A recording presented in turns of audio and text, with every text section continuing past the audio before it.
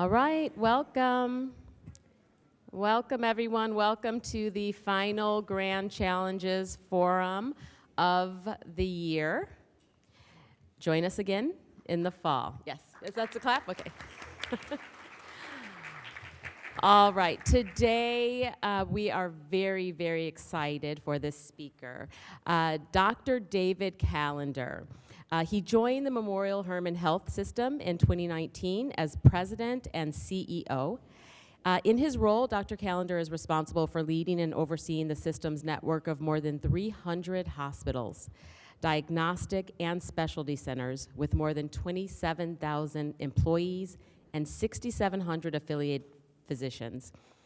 An ENT surgeon with expertise in head and neck cancers, Dr. Callender has proven to be a successful healthcare leader over the course of his career, achieving success in forward-thinking strategic planning, improvements in delivering high-quality and high-value healthcare, fostering strong leadership development, and engaging employees and enabling physician collaboration. Prior to joining Memorial Hermann, Dr. Callender served as president of the University of Texas Medical Branch, UTMB, as you know it, for 12 years. Other previous roles include Associate Vice Chancellor and Chief Executive Officer for the UCLA Hospital System and Executive Vice President and Chief Operating Officer for MD Anderson. A native of Wichita Falls, Texas, Dr. Callender received his medical degree from and completed his residency at Baylor College of Medicine. He also completed an oncology fellowship with MD Anderson and earned an MBA from the University of Houston. Go Cougs. Please help me welcome Dr. Callender.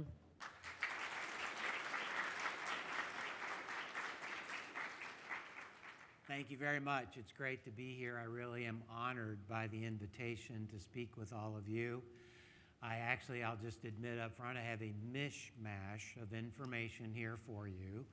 But what I'd like to do ultimately is derive how Memorial Hermann thinks about the challenges before it relative to the health and well-being of the people we serve here in Greater Houston, and ultimately how I derive satisfaction from being part of Memorial Hermann's effort.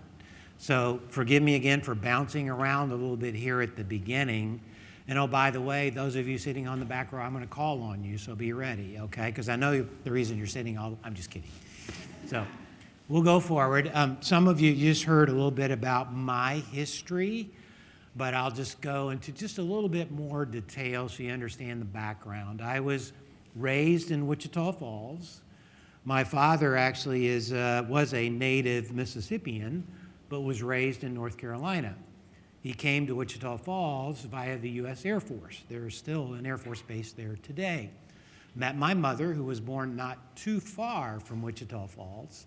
They settled there. My father actually pursued a career in the financial services. I'm the only one in my family that's ever gone into healthcare. I am the black sheep of my family. But in any case, I attended college there, Midwestern University, which is now part of the Texas Tech system. I actually made a deal with my father. Those of you considering medical school or accepted will understand this. My father said, you know, if you'll just stay local and go to school here, which by the way has a 100% acceptance rate for its pre-medical career students, then I will pay for most or all of your medical school education. That was a great deal. And so I was able to get through medical school without a huge debt load. And clearly, again, those of you considering postgraduate education understand that dealing with debt now is a significant challenge. So very thankful to my parents and all that they did for me in enabling me to begin this journey. So I came to Baylor to medical school, spent 4 years of medical school, as we typically do these days. I did 6 years of residency at Baylor, 2 in general and cardiovascular surgery, which was required for my specialty at the time. Worked with this guy named Michael DeBakey, who actually had a huge influence on my life, and then went on to become a member of the otolaryngology residency program, ENT as it's commonly called, ear, nose, and throat, I came into my residency with a great interest in cancer. In fact, the first term paper I wrote in high school was on immunotherapy of cancer. So that was many years ago now, but that is actually a current very hot field within cancer. So I was fascinated by the disease, all aspects of it. And of course, when I was in high school and college, we didn't know anything close to what we know today about cancer and its formation and its control. We really have learned a lot through the years. But anyway, as I was progressing through residency, I said, I think I want to do head and neck cancer, which is a subspecialty of ENT. And so I was fortunate enough to be accepted into a fellowship program at MD Anderson. Been a couple of years with that, and then was invited to remain on the faculty at MD Anderson. Very soon after I began as a faculty member, young assistant professor, there was a blow up in one of the departments and some major administrative changes needed. And my department chair, who tended to be more directing than supporting in those days, which is not uncommon for surgeons, came to me and he kind of poked his finger in my chest and says, "Callender, you're probably, of all these surgeons, the best at dealing with people. Go fix this problem." It was an administrative issue. Here I am, young physician, new into practice. How in the world do I do this? They said, "I'm going to hire you a consultant." Well, thank goodness.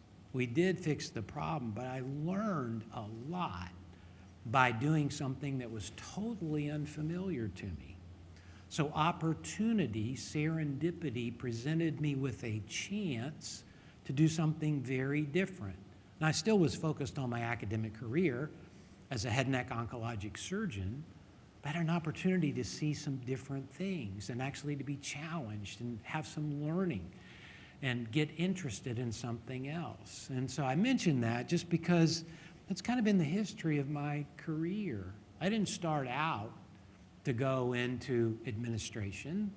I really wanted to be a faculty member, do research, be involved in education, maybe be considered to be a dean someday after becoming a department chair. I ended up on a very different course.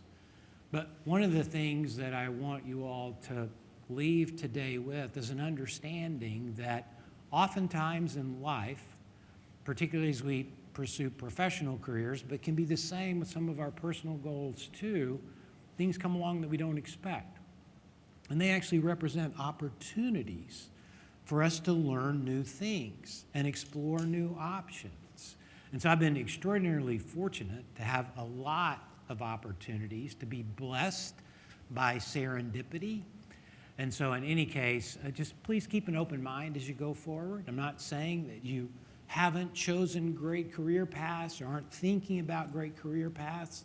I am encouraging you to be open-minded as you go forward. And when opportunities come along for you to learn more, take advantage of them. I think you'll benefit from that. So anyway, I ended up at UCLA after being at MD Anderson, came back to UTB. You heard the story, so no more time with this. Now, purpose in action. What is Memorial Hermann doing? Why did I leave an academic career to come to a private nonprofit health corporation? What opportunity did I see? So let me just explore that a little bit more with you. Oops. Let me go back here. Memorial Hermann's history is significant. It's significant for me. I think it's significant for Greater Houston. The system actually started in two pieces, the Memorial System and the Hermann System. No surprise. We'll talk about the merger in a moment. But the first manifestation of the Memorial Hermann System was in downtown Houston in 1907. Reverend Dennis Pavoto, who was a Baptist minister, looked across the city and saw this vast service sector of people who weren't being served by the health system that existed in Houston then. In general, good health care was only available to the middle class and the wealthy. And the Reverend was very disappointed in that and wanted to do something about it. So he formed what was called the Baptist Sanatorium in downtown Houston. It was the second hospital established in Houston. St. Joseph's was the first, established in 1887. And so Reverend Pavoto said, we're going to build something. He started with 7 beds. We're going to build something that serves all who live in Greater Houston. Mr. George Herman then in 1914 bequeathed his estate, which at the time was a very significant amount of money in those days, $100,000, a little over $100,000, to build Herman Hospital, which was the first hospital that existed in what is now the Texas Medical Center. In fact, if you look at that picture, I don't know if I can get a pointer to work on that slide, but you see the front of the hospital here. See this little dirt road at the bottom? Anybody know what street that is? That's Main Street.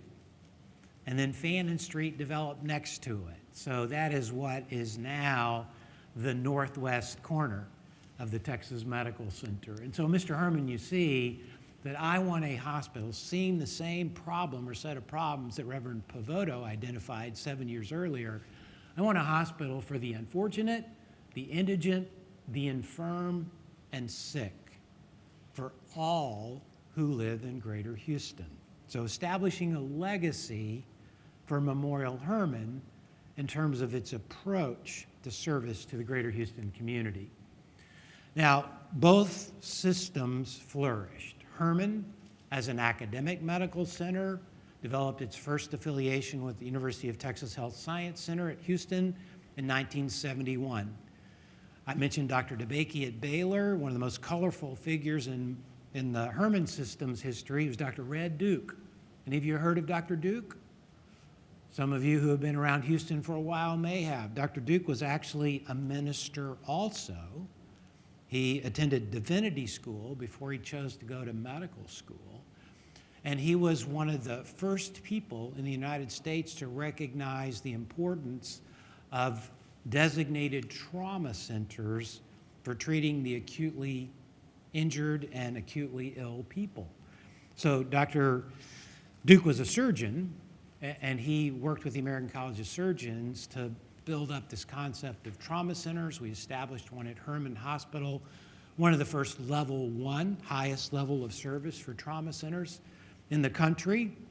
Today, Memorial Herman, TMC, Texas Medical Center, has the busiest level 1 trauma service in the country.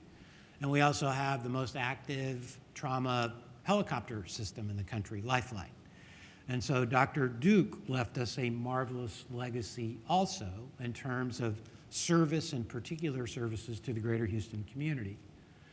Now, the memorial system, as it evolved from downtown Houston, said, you know, it's great that Houston has the Texas Medical Center with all this incredible knowledge and research capability and education capability, but not everybody lives near the Texas Medical Center. Following the legacy of Dr. Pavoto, we want to be out in the community. We want to take physicians and others from the Texas Medical Center institutions, but we're going to put our hospitals all around Greater Houston to be closer to the people we serve. So that was Memorial's approach. Herman be the penultimate academic medical center, and the two decided to merge in 1997. Like any merger, a lot of promise, a lot of opportunity, again, bringing together penultimate academic medical center with a system that had a lot of touch with people across greater opportunity, a lot of potential synergies.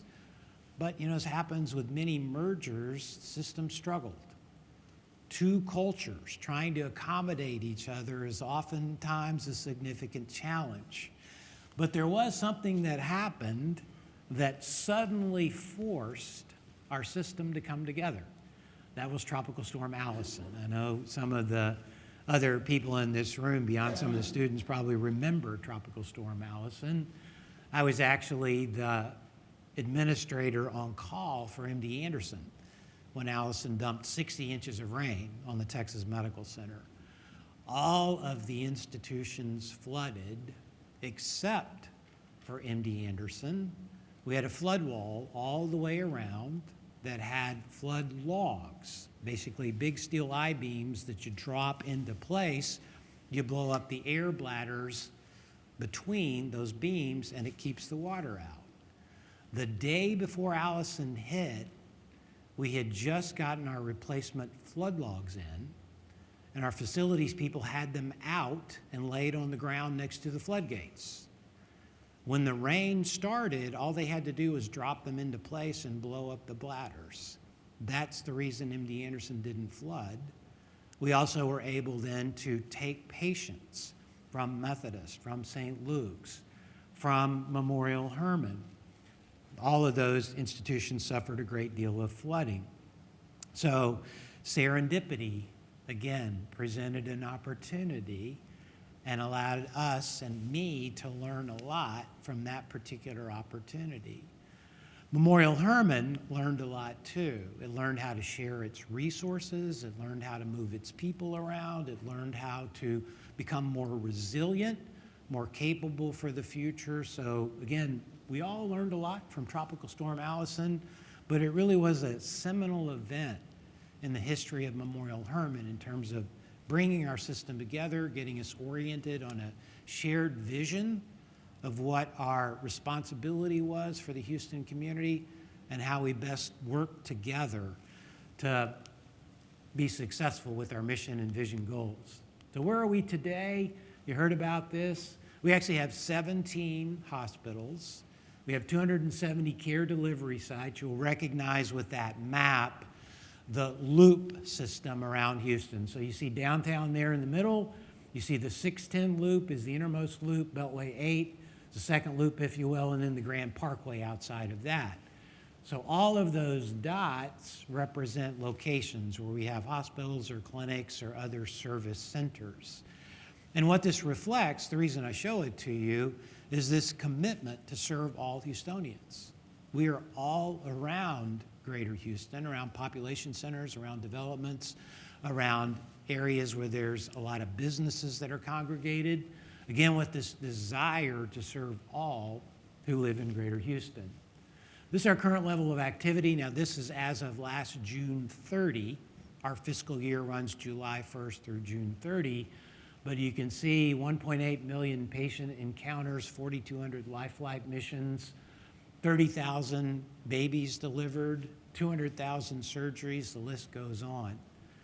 But actually what we're most proud of is that number at the bottom, 472 million. That's the investment we made as a system back into the community in the prior fiscal year. That's actually June 30th, 2023. For our last completed fiscal year, it was actually about 500 million. This year, we believe it's going to be about 570 million. Now, why do I mention that? Why is it important? Well, this is the role of a nonprofit health system to invest in its community. We don't have shareholders.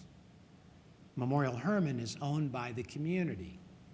So we're investing in our owners by generating a profit, if you will, but all of it gets plowed back into the community. And it's not just support for patient care. It's what we call neighborhood health centers, community-based resource centers, where we offer food, access to transportation, access to housing. We have partners who help us with those things, thinking about what constitutes health. By the way, if we think about health care as a component of our total health, what percentage does health care represent? Any of you know? 15%. So then what determines our health? Well, a lot of what we call the non-medical drivers, our level of education, actually where we live. You can drive across Houston, any tangent, any direction, and you'll cross zip code lines. There can be as much as a 20-year difference in life expectancy when you go from one zip code to another. So very important to Memorial Hermann. I'll come back to that, but there's much beyond healthcare that impacts the health of people who live in Greater Houston. So I just want you to remember that. All right, so purpose through partnership, just to mention our relationship with the University of Houston. It's a growing relationship. Now, you heard we've had a 50-year relationship with the University of Texas, established long ago. But as the university here has established its medical school, it has grown a number of its programs, Memorial Hermann is growing as a partner. We're very proud of that partnership. We want it to be successful. We're actually thinking about the next hospitals that we build on likely the east side or northwest sides of Houston, and actually having a solitary affiliation with the University of Houston Medical School here as it develops its curriculum. So I just want you to know we as an organization are committed to the university, to all the students here, and to the programs. And again, very proud of that as we go forward. All right, so mission-driven strategy, and this kind of comes back to this issue of what drives health. Let me talk for a moment about some of the challenges we have in healthcare today. There's obviously a map of the U.S. Among the industrialized nations of the world, and the number varies depending on who's counting, where does the U.S. stand in terms of health outcomes? Top, bottom, middle? How many believe top? Good, okay. How many of you believe middle? Well, okay, that's a reasonable guess, but unfortunately, we're at the bottom. Dead last, despite the fact that we spend 2 to 3 times more than any other industrialized nation per capita for our health care. Just some of the outcomes that we generate: we have the lowest life expectancy at birth, highest death rates for avoidable or treatable conditions, highest maternal and infant mortality, highest rate of people with multiple chronic conditions, and an obesity rate nearly twice the average of other high-income countries. That's pretty bad, huh? That in and of itself is a case for change, I believe. Hopefully you do too. Oh, by the way, why is obesity bad? What does it do to our risk as we go forward? Huge driver of risk for the development of chronic disease and shortening our lives over the course of time. 40% of the U.S. population today is obese. Not just overweight, but obese. BMI of 30 or greater. That does not portend well for the health of our country as we go forward. So a lot of things here begin to make a case for change, doing things differently as we go forward. Does Texas do any better? No. If you take the 50 states and Puerto Rico and you rank them in terms of health outcomes, Texas is either at the bottom or very near the bottom. 51st in access and affordability, 49th in reproductive and women's health, 48th in prevention and treatment of chronic disease, and increased rates of premature deaths from preventable causes. So as a state, we don't do very well either. So hopefully I'm convincing you there's a case for change here. What about Houston? We've got the Texas Medical Center, right? We've got all these tremendous institutions focused on improving knowledge. Well, we do a little bit better, probably because of that. The medical schools and the research efforts and the biotechnology effort we have here, but not a lot better. In fact, on surveys that we continue to do or sponsored by public health-focused agencies here in the MSA, the Greater Houston MSA, about a quarter of the people will tell you that they're in fair health at best, if not worse. About 25%, I think this is grossly underestimated, say they don't get enough exercise. I think exercise is defined as getting out of bed to getting your cup of coffee in the morning. But look at that obesity figure again. It's at 40%. What does that tell a company like Amazon or Walmart or a big multinational corporation that is looking at Houston as a potential site for a headquarters or a regional headquarters for the future? What does it say about our workforce? Not good, huh? Any of you remember a few years ago when Amazon had the big kind of drawing? Houston got shuffled out early. Principal reason for Amazon? Poor health. of our workforce. Another part of the case for change. Everybody believe me? Any doubters out there? We need to change this for the future of all of us, children, grandchildren, people who follow as we go forward.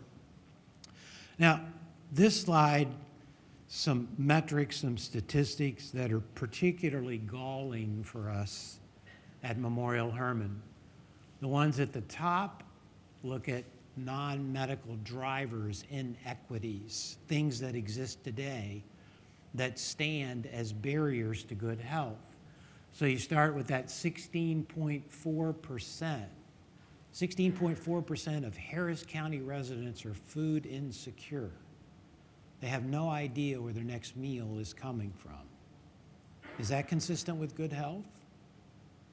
Absolutely not. 16% Harris County residents fall at or below the federal poverty line. What's the federal poverty line for a family of 4 in Houston right now, roughly? Anybody know? $30,000 per year.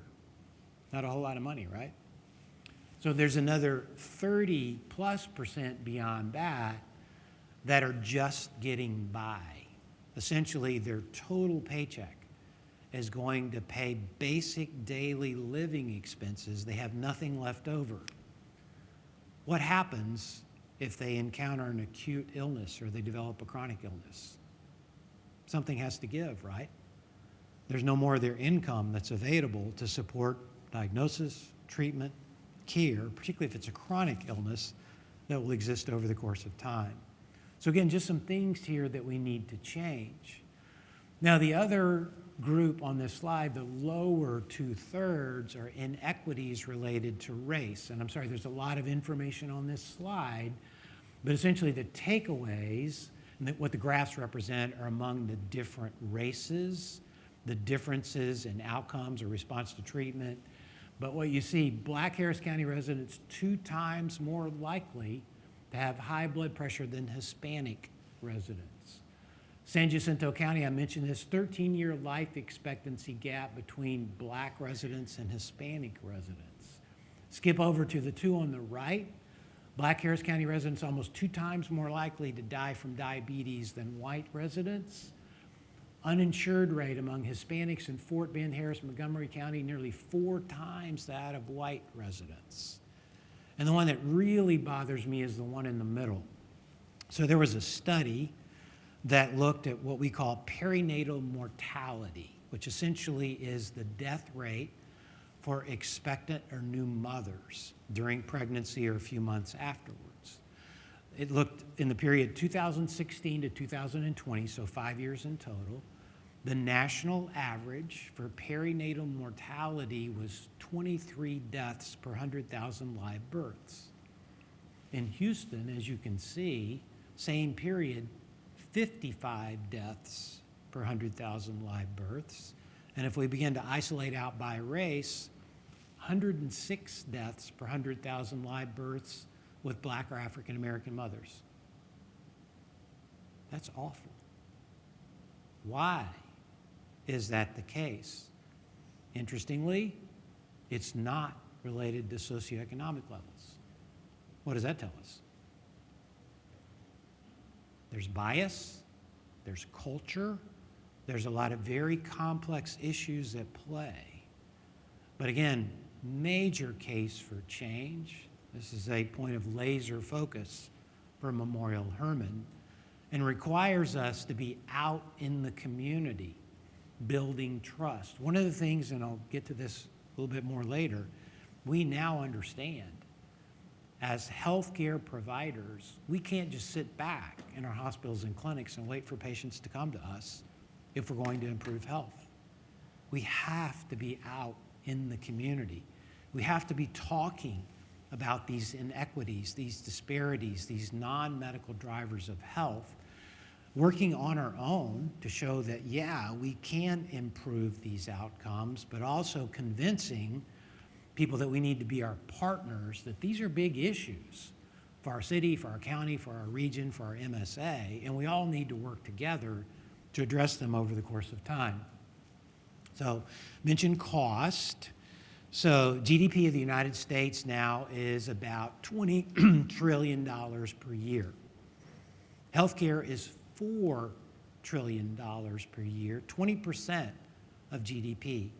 Again, more than twice the average of any other industrialized nation, yet we generate those very poor outcomes that I showed you earlier.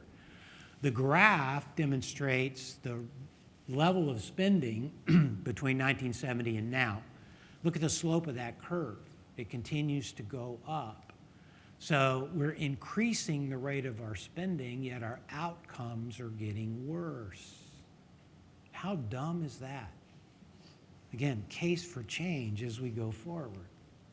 Now, there's some good things about healthcare, and I got a chance to visit with some of you before this presentation. A lot of new money, new ideas, innovative disruptors, technology coming into healthcare. Very excited about that. One of the challenges we have is they're driven by the financial return on investment that's possible with the development or deployment of those new technologies or new ideas. We know that many of the challenges we face with health are not in the commercially insured patients. They're the ones who actually do quite well. So just a challenge for organizations like Memorial Hermann. University of Houston is a state institution which is very much invested in the health and well-being of all who live in Greater Houston. So we have to take advantage of the new knowledge, the new money, the new technology that's available to us, but make sure that it's appropriately directed to all as opposed to just a few if we're truly going to create a positive impact on health.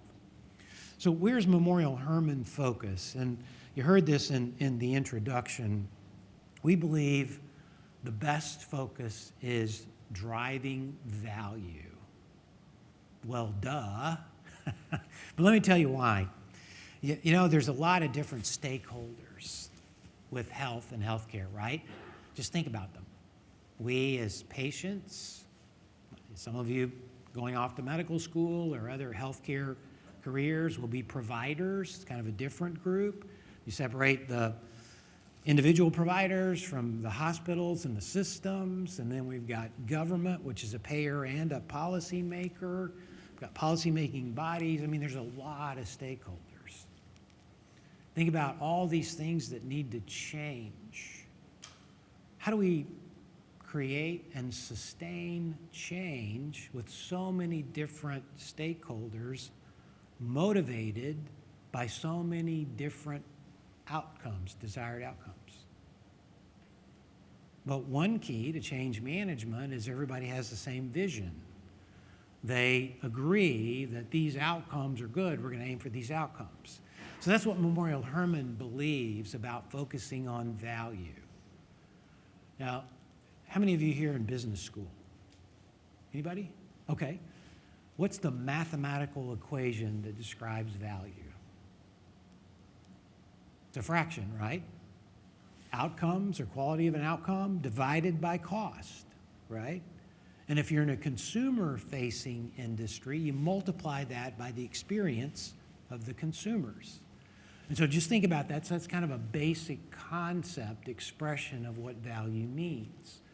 Well, in healthcare, there are two additional components, parts of the equation. One is the experience of our own employees. Now, why would that be the case?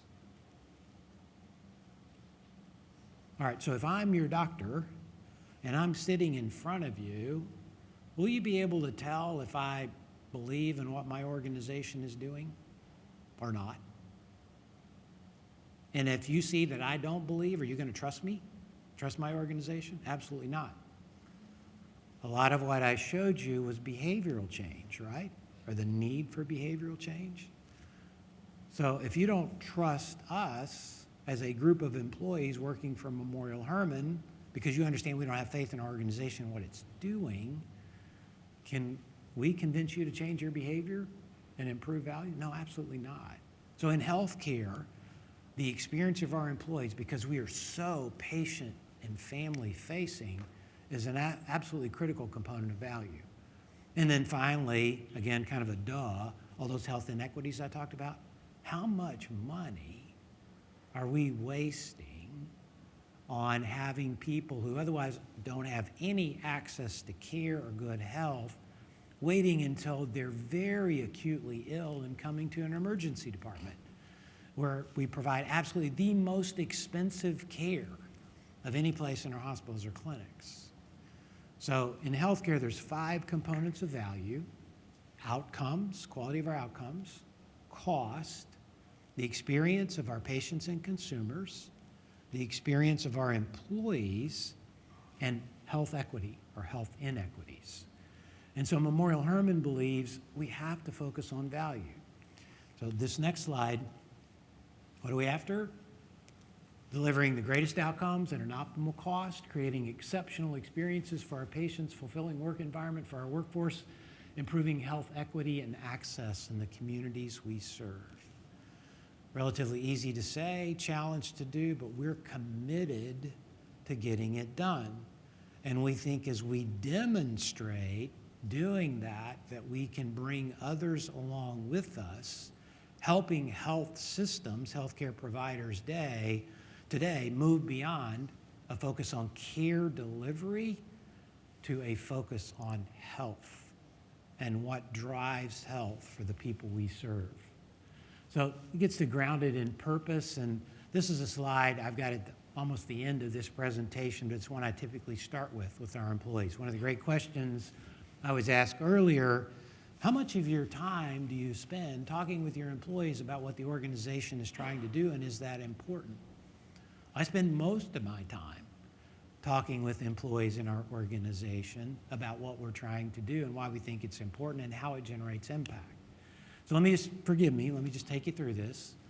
So mission, obviously I'm a big believer in mission statements, but our mission, we're nonprofit. Again, we don't make a profit to pay out to shareholders. We invest back in the community. We're values driven. We act the same way every time, no matter the circumstances, always trying to be at our best for the people we serve. We're truly the only private, community-owned health system in Houston. Now, if you're familiar with the health systems here, Methodist and CHI Baylor are both owned by churches. HCA is a for-profit entity, so Memorial Hermann is actually the only truly community-owned health system in this region. And for us, that means we have special responsibility. You can think back to that legacy left by Reverend Pavoto and by Mr. Hermann. We're here for all who live in Greater Houston. And all who live in Greater Houston own Memorial Hermann. So we're focused on the community. If you look across this slide, you'll see that word community 3 more times. But the operative phrase in that mission statement is dedicated to improving health. Remember what I said about health care? You don't see health care there, do you? It's about health. Improving the health of all we serve. We think that is a significant responsibility for our community that is, again, focused in the right place on the long-term health and well-being of all who live in Greater Houston. Vision, pretty bold statement, to create healthier communities now and for generations to come. Yeah, that's one of those kind of high expectation goals. But who knows better than we do about how to create better health? If we sit back and we don't talk about that, does it happen? We don't think so. So we're experts. We need to share our expertise, develop partnerships and understanding, constantly teaching, so that we can actually accomplish that mission goal of improving health. Now and for generations to come just points back to that legacy from Reverend Pavoto and Mr. Hermann, established many years ago. Values, there's that word again, community. Compassion, does anybody believe I'm not passionate about what we do now after you've heard me talk? We are very caring, compassionate, compassion, Latin roots with passion. So we care about what we do. And most of our people were born and raised here in Houston, so they care about the communities that comprise Greater Houston. Courage, why would that be there? You have to be courageous to drive change. particularly if others disagree with you? Yeah.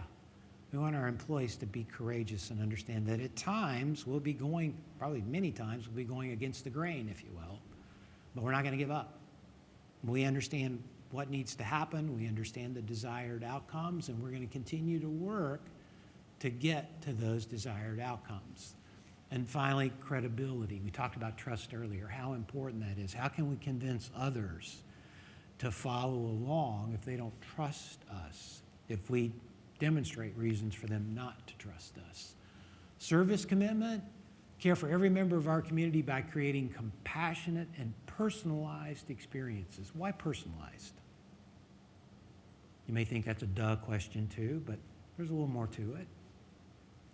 If I'm admitted to the hospital and I'm being discharged, my nurse is going to provide discharge instructions for me about my medications, about whatever it takes to take care of my wound or my disease, whatever, about my next appointments, about medications, a lot of things, follow-up appointments. Are the instructions the same for me as they would be for a homeless individual? Absolutely not. Very different.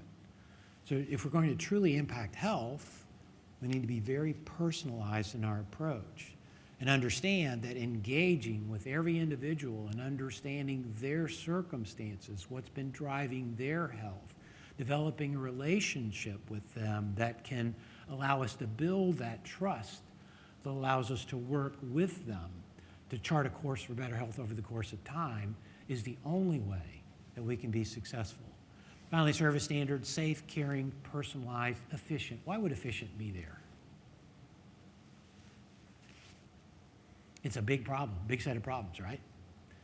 We're one organization. Yeah, we're big for Houston, but it's a huge problem. And so we have to be efficient, judicious, think about how we best use our resources, not only to treat our patients, but to address those non-medical drivers of health in the community and encourage others to come along with us.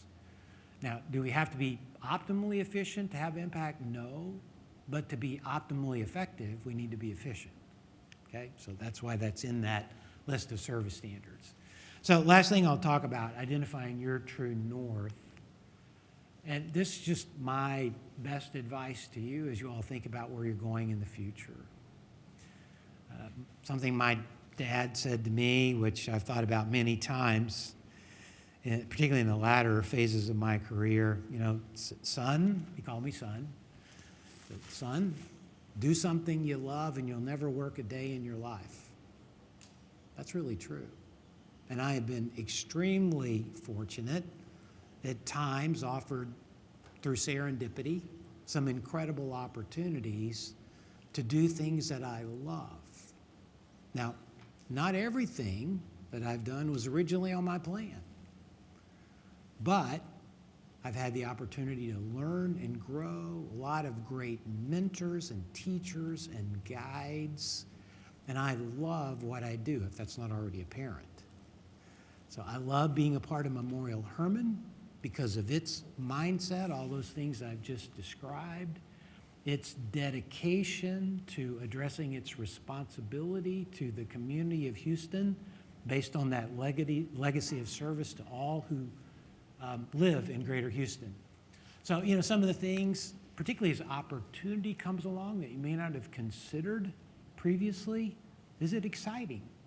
Is it an opportunity to learn? Is it an opportunity to grow? So please consider that.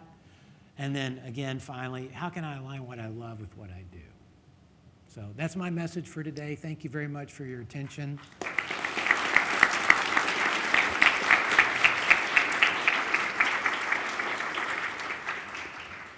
All right, we are going to take questions. Anyone? Let's see if it's... Hi, I'm Milad. I'm very passionate about health reform, innovation, and policy, and your passion, as you mentioned, is very obvious, so it's very inspiring for all of us. Last week, we had the chance to learn about Ben Taub and the Harris Health System, a public system. Yeah. What do you think the role is of Memorial Hermann as a private system in advancing healthcare, and how do you all make sure folks without insurance are able to get the care they need while also being a private health system? That's what we do. Again, we're actually 4 times as large as Harris Health in terms of unsponsored, uninsured, and Medicaid patients. So a big part of that responsibility serving all who live in Greater Houston is take care of everybody, no matter their ability to pay. Harris Health, and I trained in the Harris Health system, has some interesting challenges in terms of its ability to actually generate revenue from seeing commercially insured patients. We're blessed as a private health system that we don't have some of those limitations. We're not almost entirely dependent on significant public funding. And so we see ourselves as partners with Harris Health. Dr. Porson and I have been friends for a long time. And so we've actually had a number of meetings where we've sat down together. Where are you all around Houston? What are you doing with this? Here's what we're doing. How can we collaborate? How can we best leverage our resources together, particularly to reach into underserved areas of the Houston community where a lot of these non-medical drivers are at play. So they're very important partners for us as we go forward. Thank you. All right.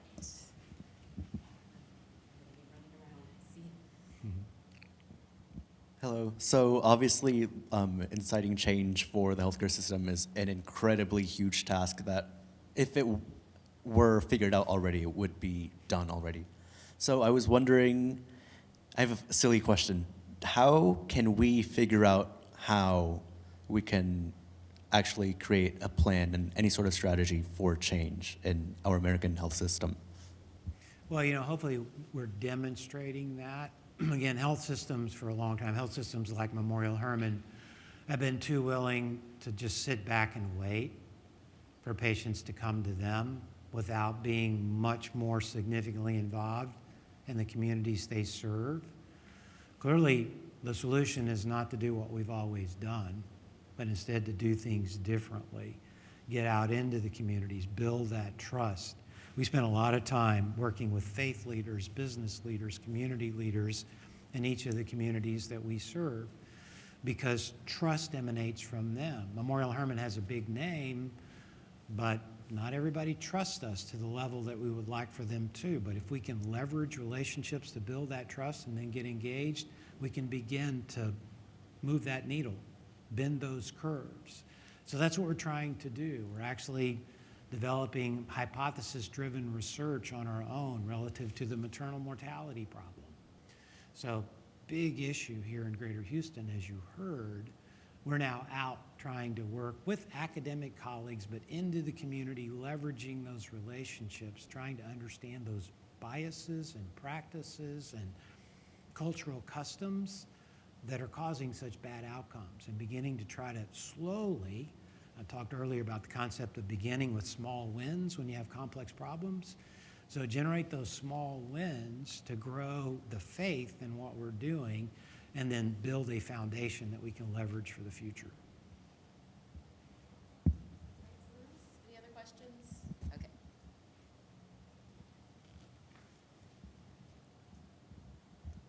Hi, my name is Audrey, and it's clear that Memorial Hermann has been an integral part of the community for so many years. However, you mentioned in the mission statement that efficiency is still something that the system strives to achieve. And so what approaches do you take to identify inefficiencies, and can you give an example?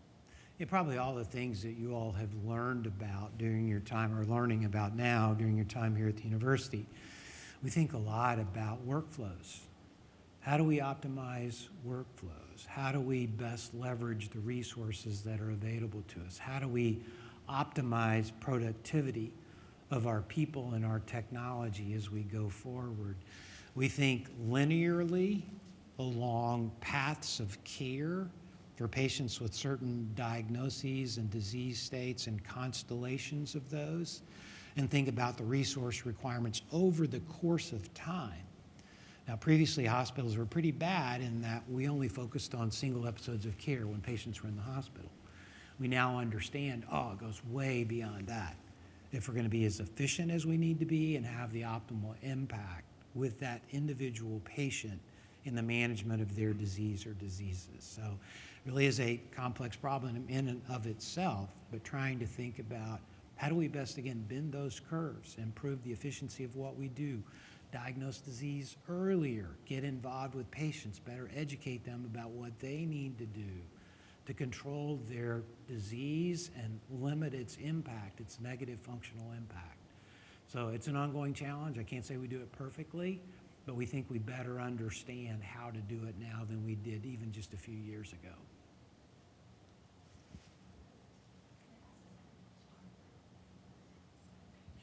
And then, sorry, second question. Earlier you mentioned that you completed an MBA degree here at UH. And so can you share how that perspective has helped guide your career as the CEO of Memorial Hermann? Yeah, you know, I mean, it was just such an incredible learning experience. I was talking to some students earlier about it. I had an opportunity. I came straight through college into medical school, focused on my medical education. I had basic economics and philosophy in college. Despite the fact that my whole family does finance, I couldn't care less about finance. And so the MBA offered me some of those skills, those business skills that I hadn't acquired previously. But I think the most important part of it was being exposed to people from energy, from technology, all the marvelous business sectors we have beyond healthcare here in Houston, and hear about how they and their organizations approached complex problems, long-standing problems, and beginning to think about adding those to my organizations, my own individual tool set for solving problems. So one of the best experiences of my life. When I finished it, it was like, oh, now what am I going to do? I love to learn. It was a lot of fun. All right, again, thank you all very much. Really appreciate your attention. Good luck to all of you.